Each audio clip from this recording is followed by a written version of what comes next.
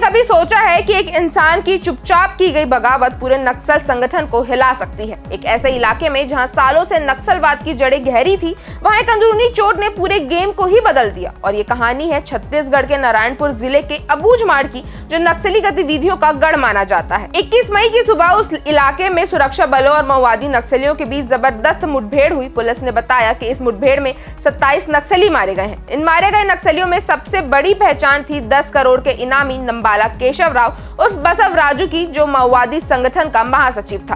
बसव राजू माओवादियों का सबसे खतरनाक और चालाक कमांडर था, जिस पर कई गंभीर हमलों और राजनीतिक हत्या का आरोप था। इसलिए जब पुलिस ने बताया कि बसव राजू के साथ इतने सारे नक्सली मारे गए हैं, तो ये खबर सिर्फ छत्तीसगढ़ में ही नहीं, पूरे देश में चर्चा का विषय बन गई। लेकिन इस खबर के साथ ही एक नई कहानी भी सामने आई। 25 मई को माओवादी संगठन के दंडकारण्य स्पेशल जोनल कमेटी के प्रवक्ता, जो विकल्प नाम से जाना जाता है, ने एक प्रेस नोट जारी किया। इस प्रेस नोट ने पुलिस के दावों को चुनौती देते हुए कहा कि मारे गए नक्सलियों की संख्या 27 नहीं बल्कि 28 थी, यानी पुलिस के आंकड़ों से एक और ज्यादा। ये बड़ा खुलासा तब आया जब पूरा नक्सली संगठन अंदर से हिल चुका था। प्रेस नोट में मारे गए नक्सलियों के नाम भी सामने आए हैं, जिसमें बसव राजू के साथ साथ राज्य कमेटी के सदस्य मधु, संगीता, भूमिका, विवेक, चंदन, संजीत और कई अन्य नाम शामिल थे। ये नाम सिर्फ लड़ाके नहीं थे, बल्कि वो लोग थे जो माओवादी संगठन की रीढ़ माने जाते हैं। उनकी मौत से संगठन की कमान कमजोर हुई और अंदरूनी व्यवस्था पर बड़ा असर पड़ा। लेकिन इस पूरी कहानी की असली शुरुआत इससे बहुत पहले हुई थी।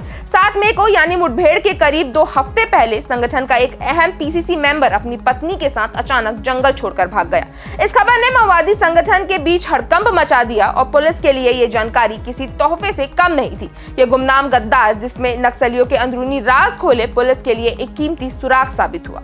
इससे पहले सुरक्षा बलों ने बड़ी रणनीति बनाई। नारायणपुर, कोंडागांव, दंतेवाड़ा, बीजापुर और बस्तर के डीआरजी और बस्तर फाइटर्स की टीमों ने जंगल को चारों तरफ से घेरना शुरू किया। 19 मई की सुबह पुलिस की फोर्स माओवादी यूनिट के बेहद करीब पहुंच गई।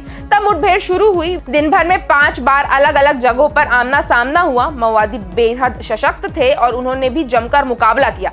इस मुठभेड़ में डीआरजी के एक जवान को मार गिराया गया, जबकि दूसरे की मौत आईडी विस्फोट से हुई। लेकिन सुरक्षा बल पीछे हटने को तैयार नहीं थे। दिन के आखिर में जंगल में जमीन पर बिछी थी 28 नक्सलियों की लाशें, साथ ही बरामद हुए भारी मात्रा में हथियार, विस्फोटक, रेडियो सेट और दूसरी सैन्य सामग्री। ये एक ऐसा झटका था जिसने माओवादी संगठन को अंदर से तोड़ दिया। प्रवक्ता विकल्प ने अपने प्रेस नोट में लिखा कि वो अपने शहीद साथियों को श्रद्धांजलि अर्पित करते हैं और उनके अधूरे सपनों को पूरा करने का संकल्प लेते हैं। लेकिन सवाल यहाँ ये उठता है कि जब संगठन की रीढ़ की हड्डी ही टूट चुकी है, तो क्या वो अपने इरादों को मजबूत रख पाएंगे? क्या नक्सली फिर से उभर पाएंगे या उनकी कमर पूरी तरह टूट चुकी है? दोस्तों, अबूझमाड़ की मुठभेड़ न सिर्फ एक बड़ी सफलता थी सुरक्षा बलों के लिए, बल्कि ये नक्सलियों के अंदर छुपे टूटने की कहानी भी बयां करती है।